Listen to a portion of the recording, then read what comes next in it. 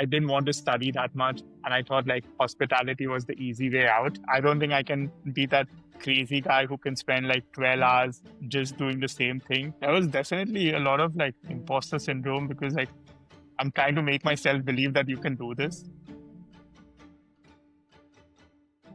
You know what they say, desperate times call for reimagining your path, like moving forward from chef bites to food product innovation. If you've ever wondered how to redesign your career and pivot to something a lot more interesting for yourself, this one's for you. This is Desperate Times. Hey guys, welcome back to Desperate Times. I'm Varun.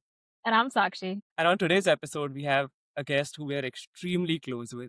Someone who in some ways has done it all. He's kind of taken his chef's knives and then put them back in their place and completely rehauled his career and spiced it up in a way to make it interesting for himself. He's had his own business, he's been in the kitchen, and now he's kind of going a little more behind the scenes into product innovation. And we are interested to learn from him how he's doing all of this. So, guys, let's welcome Sahil. Welcome, Sahil, to Desperate Times podcast. We're so happy to have you this time. Thanks for having me, guys. Looking forward to it actually. Yay. Yeah. Let's go. We're aware that you're a little nervous, but you don't need to be. I guess all we want to do through this episode is understand your career journey of sorts. We know you started in some ways with us back at IHM Mumbai, gone to Yeah. hospitality/culinary school, and you pursued that a lot more than we did. So I guess let's start from there. How did you really find a passion in that, and how did you find your way in? I think it all started like in 11, 12. That's where we met also, Varun, briefly. But yeah, it started in 11, 12. I realized like I didn't want to study that much. And I thought like hospitality was the easy way out. I don't think that was the right approach actually. But yeah, it started off like that. Then started seeing like, okay, fine, I have some interest around food and actually in the path of like making food. So Mhm. it started off with that, starting getting into the kitchens. During college, also I had this chance of working at a restaurant. So just wanted to throw myself inside that environment to see if it is actually good for me or not. So I did that. Mhm. I did like 1.5 months at a restaurant, and that turned out pretty well. There were some very weird times which made me question it. But overall, I think the fact of like, I don't have to study that much. I Mhm. think that's told me, and that told me, okay, fine, let's do hospitality. Let's get into the whole culinary thing. So you're saying you went in and worked at a restaurant even before you started IHM? Yeah, before I started IHM. Okay.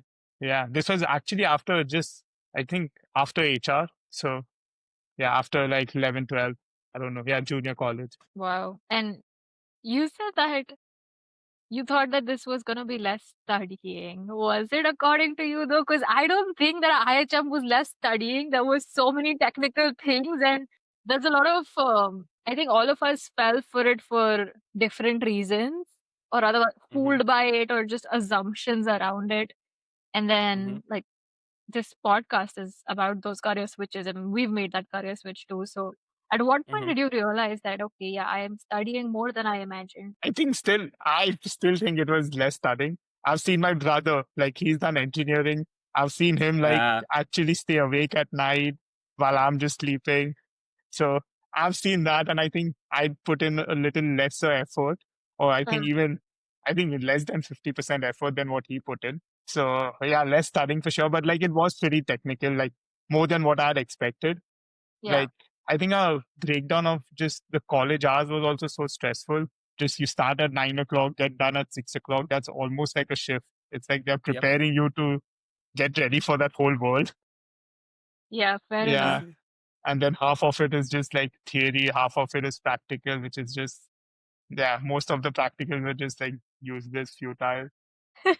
But I will say, you spoke about your brother having sleepless nights. Those kitchen practicals did definitely give me at least the exams gave me sleepless nights for sure. I was Oh, yeah. always shitting my pants the night before. You I know, mean, for for Sahil, it wasn't a problem though, right? not kitchen, for me, it was housekeeping and all. I hated it. I just didn't want to go inside those practicals. Was it more because of the professors or actually the subject? If I thought like day to day, you didn't like those professors. Like professors, definitely, they didn't make it easier. But the subjects are also so dry. Like they're teaching you how to iron a shirt, like how to make a bed. Like, okay, that is a part of the job, but like that's just like if that is being as a whole module and like they're going to assess you out of that, I feel Like it has Yeah. to be reworded, the whole education around hospitality. No, fair enough. Talking about your classes though, I feel like I'm a little intrigued by like just trying to understand. Do you think the food science classes that we had any role to play in some ways what you're doing today? Because I feel like if I had to draw any kind of relation to IHM and where you're at today, in Yeah, some ways it's still revolving around food science, do you think? I think so too. Like I've been selling that every time I pitch myself to a recruiter or anyone else. It was all about food science and culinary together. Uh, But I think it did impress me a lot. It made me look at food in a different way. So I think Mm-hmm. that was a starting point for sure. And then I started like thinking about like how actually what happens to food in the whole chemistry aspects when it's getting cooked, which was pretty interesting. So yeah, I but think yeah. I don't think I remember you attending food science classes all that much because it was at Did we morning 8 or 9 did a.m. we any So, Yeah. did any of us no, actually? I don't think any of us did. And there was this one time where we mass bunked as well. I don't think there was any student in that class. Do you all remember that? I think food science was what, second semester, not first semester. That was first I Second, semester think was so. nutrition. yeah, Yeah. Yeah. second semester food Yeah. science. Second semester we all had given up, I think. Yeah, first semester Already. was yeah. I think first semester we were pretty like into it and then realizing like it's not worth it at all. Second year it was just like yeah, just industrial training. Yeah. Mm-hmm. But you also studied food, nutrition, management or something? Not just food science, but afterward your postgrad. Yeah. So was there where you learned more things about you talk about like food chemistry and how does food get cooked, the process and all of that? I don't like I think it already started from like IHM. It just like created that interest and then it's just like every time you do something different, I was always trying to understand what was happening at the back end. So more of it was just like on curiosity and trying to understand. But I think this course, what I did, food and nutrition, it gave me a good dive into nutrition more than food science and Got made me it. understand like the whole nutrition aspect to it, how it has been seen and like how it affects your body. Plus, it was like it had a major focus on like how the old age community in Canada gets affected by nutrition. Mm-hmm. So that was also pretty helpful to see. I think on that note, Sahil, I want to get into a little more of the bare bones and more like get a layman understanding of what is it that you do today. Because I have an idea, but I don't think I have an entire idea of it. And I feel like our viewers would also want to. So I think so. I can just break it down. Like I think I wanted to pursue this and get out of the whole culinary thing and get into the whole R&D space. Like slowly throughout my time, I realized like I just don't want to cook in a restaurant. I want to be a part of a little bigger thing.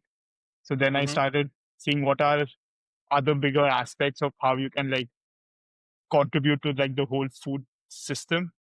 And then Mm-hmm. I think this was one of the spaces which is like just the consumer packaged goods space. So I majorly fall under that and I do R&D under the consumer package space. Gotcha.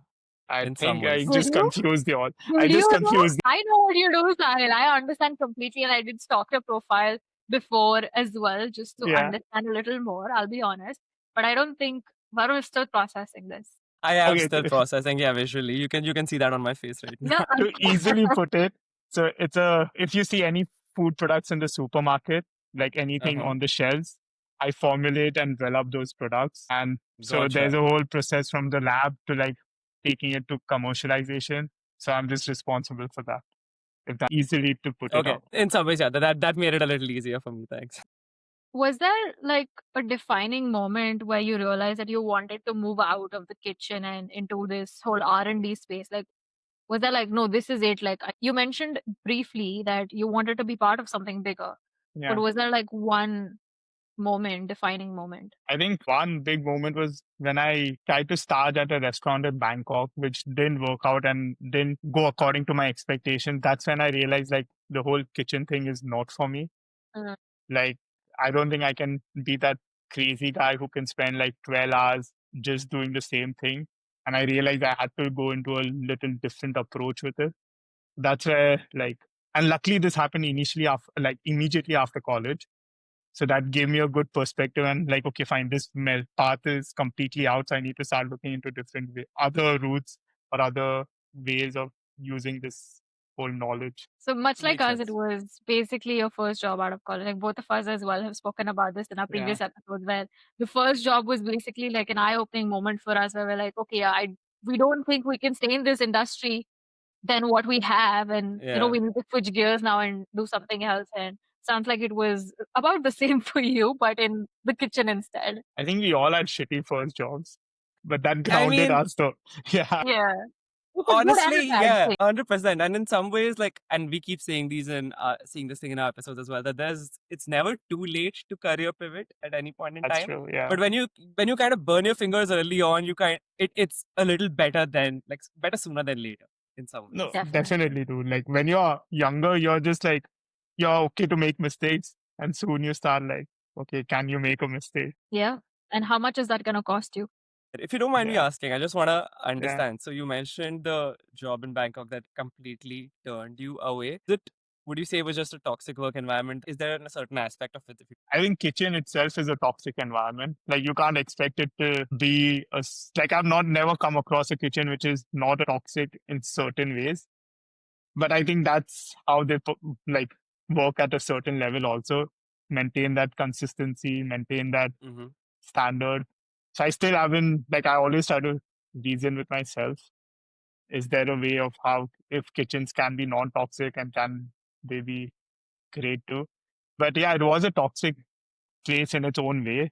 Plus, I think I had a lot of certain expectations from that place which didn't get met at all, Mm, which threw Mm-hmm. me off a lot. I get that. Yeah, Because sometimes you go in thinking certain things, and then when they don't happen that way, I guess, the letdown is much more yeah. than what would have been generally. And Mm-hmm. that's just something about human expectations in the end, I guess. Mm-hmm. Sometimes we just can't help ourselves. And on a lighter note, maybe someday you can start putting in R&D into how to make a non-toxic kitchen for people to work in. For all we know, Who that's knows? Yeah, For all we know, he's already doing it in the background, thinking about it. I don't know if that can happen though. Let's see. I hope though. I mean, I don't know if y'all are reading this, but all these stories about, oh, Gen Z is giving it back to their managers now, and they're not standing up for toxic work environments. Maybe we are headed in that direction where people value their work-life balance more, and hospitality will eventually have to cave. There will be no other option. I hope it happens though. I want to see that yeah. hospitality there. Like are the Fair. same. I feel Yeah. like I might just jump back into hospitality the day it's not toxic, to be very honest. Who knows? There might be just a whole different expectation of hospitality. Yeah. What if there's robots delivering food? That will be good. I do think there are some delivery robots, but now we're just Yeah, yeah, digressing. yeah. Yeah. Sahil, I think before you joined, and I don't want to, I know you get awkward when we're introducing you, which is Yeah. why you don't want to be a part of this. But the way I introduced you was in some ways someone who's kind of done it all, which is true in its own way, right? You've been in the Okay. kitchen, you've kind of done your own food business as well, and now you're getting more into food R&D.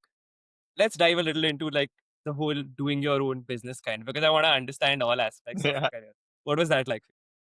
It was super fun though, like being your own boss, doing it, like working in your own time, the way way you want to work. I think it was super Mm-hmm. fun. It was at a good time also when you're just young, when you're hungry, and when you just want to like throw stuff to the world. So that was pretty good. But I think that always kind of also put it down, saying like you have to do something for yourself later on. Who knows when? Mhm. Mm-hmm. But that kind of definitely instilled it. Yeah, like you can do something of your own in the future, if anything. Yeah. Like eventually that should be the goal. Yeah. Like y'all know Yeah. me, like I usually don't survive at a workplace for so long because I just get done with stuff. I'm surprised how I've survived at this place for that long. Listen, you But and me both. yeah. Sorry, I If you Yeah, know look now at I our have track company. record, Yeah. I'm company. yeah, if and you look at let, my let, track record, it's bad. Wait, even and Varun is somewhat. let's Yeah, make that's this all. broader, guys. It's Yeah, a sorry. Yeah. generational thing. I think, yeah, agreed. It's a generational thing too. Yeah, it probably, except Yeah. for some odd apples here and there. But like But you need to switching, give it to them too, though. Like if they yeah, can just stick stick it at it out. one place. Yeah. Yeah.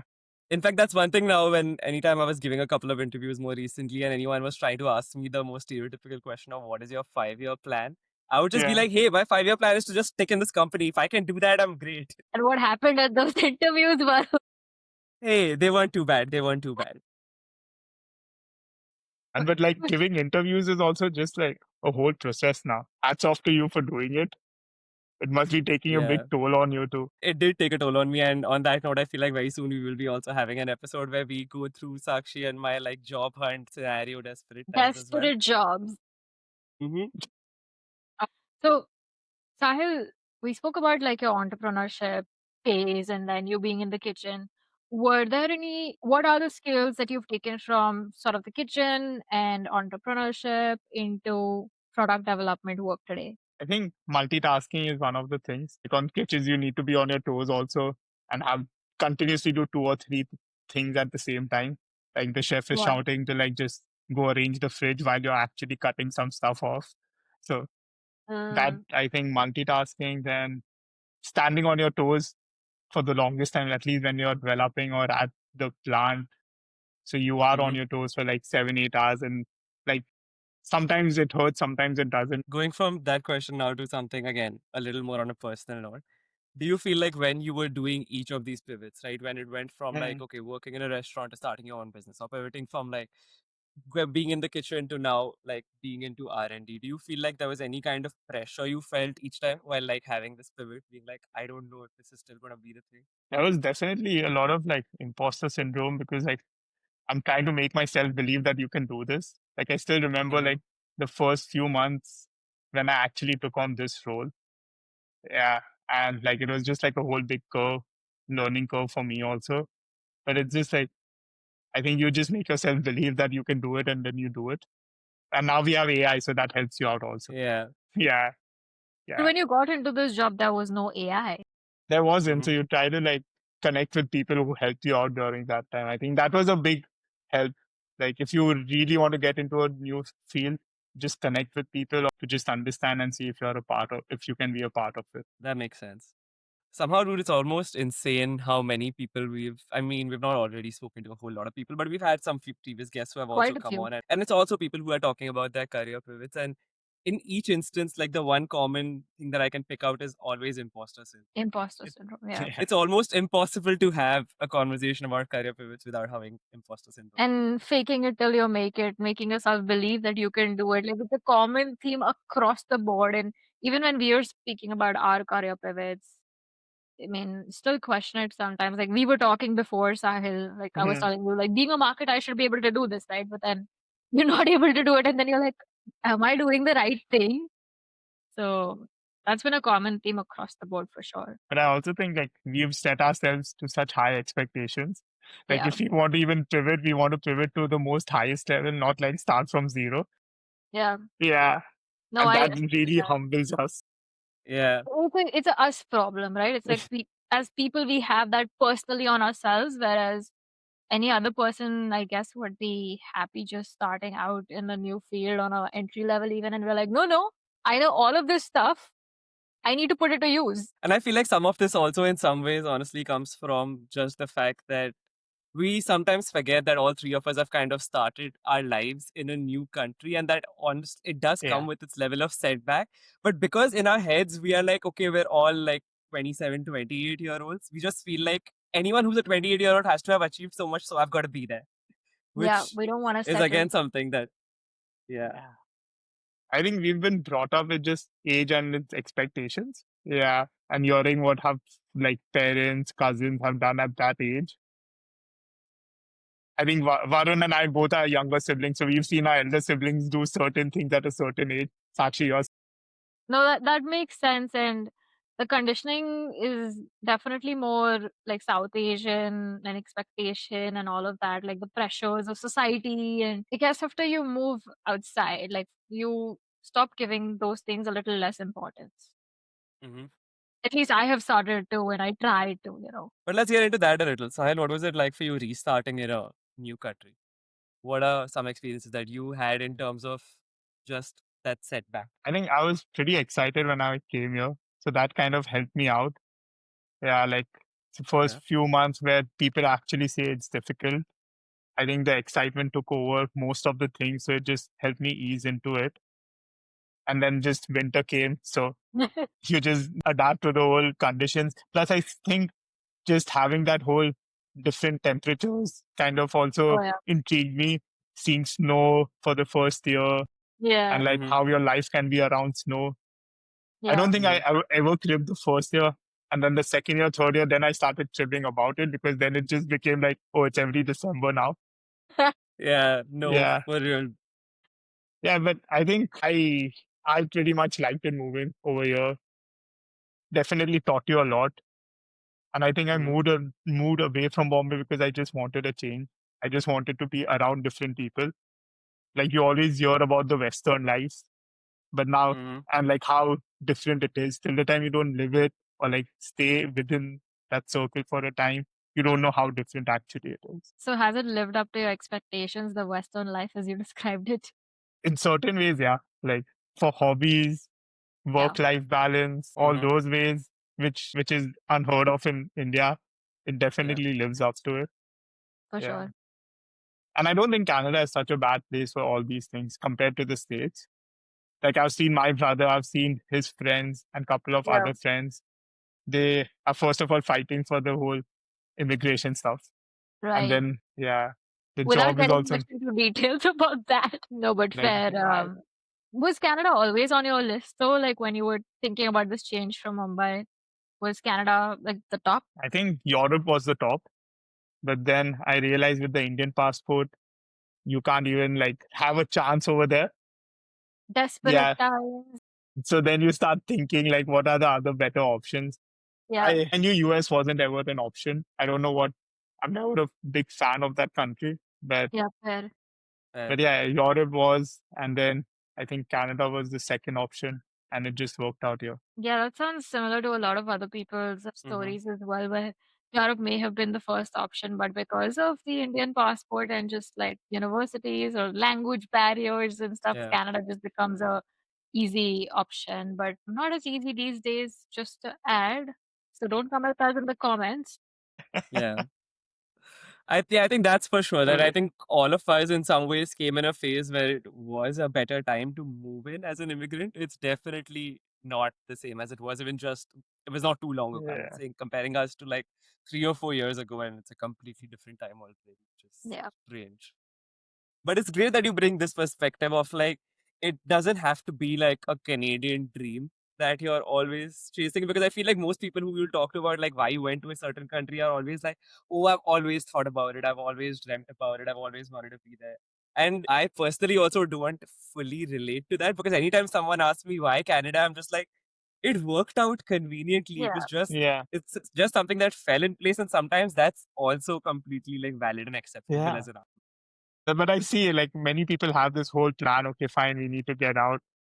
I don't think I was one of them. I don't think either one of y'all were any of those people who had this plan of like moving to any place after like 2 years of working. Like I know people who are like, okay, fine, 2 years work, then move out. I think it just fell into place with the circumstance. Yeah, definitely. And I always say this to my brother that he actually hijacked my plan because he was the one who never really wanted to move abroad, study further. And then he did the postgrad before I did, moved to Canada before I did. And I'm like, you hijacked my plan. Like, I wanted to do this. Okay, Sahil, we might have like more stuff that we might dive into after this, but I feel like it's a good time to kind of come back to what you were talking about. Something that we ask most of our guests who come on our show is like, what is one situation that you found yourself in to be in desperate times, and how did you kind of work I'm gonna ask such heavy questions, guys. This was actually very light. You- Listen, no, the show is Desperate Times. We have to find a way to plug that into the episode, okay? So Fair this is enough. it. Like, and I should have also thought of it. Like, this makes sense. Like, one. The reason I even bring this up is because our podcast, right from day one, has been all about kind of lighter Yeah. conversations, but still in some Yeah. ways keeping it real and like Yeah. bringing things down to the root. So that's why I'm posing the question to you as to are there any situations that you, or is there one particular situation maybe that you found yourself to be in desperate times? I think for me, it was just like immediately, like after finishing college over here, I think we all are just desperate to get your first job, just like an entry into the market. And Mm-hmm. initially, like there are chances of just taking the most weird ass job just to like get yourself into the market. That was me again. So I took the most weird ass thing, which was the first thing which fell into my plate. I was like, okay, fine, let it be. We'll figure it out. It Mm-hmm. actually didn't work out at all. I left that job in a month's time. Oh, Yeah. And luckily, like I just used it as a whole buffer and tried to like figure something else out. And luckily something else also fell in. So one thing out of this is like just wait it out. Don't try to like jump into the first thing. Like however desperate you are, just wait it out. Things will fall into its place because it yeah. just creates a lot of anxiety and stress for no reason. I Fair. hear you on that Yeah. one. Yeah. Yeah. That was also a toxic workplace for sure. So was that in the kitchen as well, or It was was it kind of a R&D chef things in between of what I'm Mm, doing, but a lot of lab work. so interesting? Yeah. Yeah. They used to make a lot of sandwiches for Air Canada and a lot of supermarkets. I see. Okay. Yeah. That's super And interesting. they were, let's say, they were just very passionate about what they do. So the timings and everything just didn't make sense for them. Well, yeah, makes sense. and the place that you're working at now, since you mentioned that initially you took something up just really quickly and then eventually got to this. So, do you think like there's some kind of, and not literal physical tools, but do you think they've had some tools that kind of then landed you this particular job that you're at right now? Like, do you think it was a networking situation that you lucked out with? What exactly was It definitely were a lot of tools though, like that kind of like that was my first door, like first door inside the whole product development phase. Luckily, I was more like at the lowest level, so you saw it from the ground, like how, what it is like, and Got then it? you actually see like that's the worst role. Like the starting role is always the worst role, and eventually it gets better because like the bottom role is like everything is just thrown on you. Yeah. Mm-hmm. So it made you realize, okay, fine, this is something what it is, what you have to go for. So it's kind of set all those benchmarks in your head. But Gotcha. good opening door to just into the field. And they made me realize what job not to take, what industries not to work in. I mean, I guess you have to test the waters to really Yeah, understand what doesn't work for you, right? And we've had our fair share of Mm-hmm. those. I bet. For sure. And I mean, yeah, again, adding to what you said, like getting your foot in the door sometimes seems like just take what you get Yeah, immediately, but that's not necessarily like the right decision at all points in time. So, as you said, yeah, like sometimes maybe just waiting it out to like get your foot in the door, but make sure you're getting your foot in the right door, maybe yeah, to put it in that way, might be a better. But sometimes, I mean, there are situations where there is no other option but to go with that first opportunity, which is okay too. And then eventually Yeah. you can find a window to jump out of. I wouldn't do it again for sure. Like now I know. Yeah. Yeah. Like if I'm pivoting again, I won't take the first door which opens. Yeah, I think so now. I mean, that's also another thing. Like, if you've done one pivot already, then you know what to avoid and what to do when you're doing your next one. And for someone who hasn't really done that and might be really desperate to just get out of that first Yeah. situation, they might just take whatever they get, right? But So that's kind of what we did. So, Mm-hmm. I think we did the same thing with Canada. This door open, we just took it. exactly, right? So, that's also another pivot where we basically switched countries, right? So, But hey, this door did take a fair share of Yeah. struggle to push it through because just simply from a visa process point of view, let's not forget it at least for me quite a pain. listen, my visa came 2 weeks before my flight was scheduled, and then my stamping was 4 days before my flight was something like that. Yeah. Yeah, no, it wasn't the easiest. And yours was even during the pandemic, no, Sahil? Yeah, I flew into Canada during the pandemic. But frankly, like I don't mind the visa process at all over here. Like it's definitely long, but I think I've just set that whole benchmark with my brother being in the States and how it Uh, is. Mm-hmm.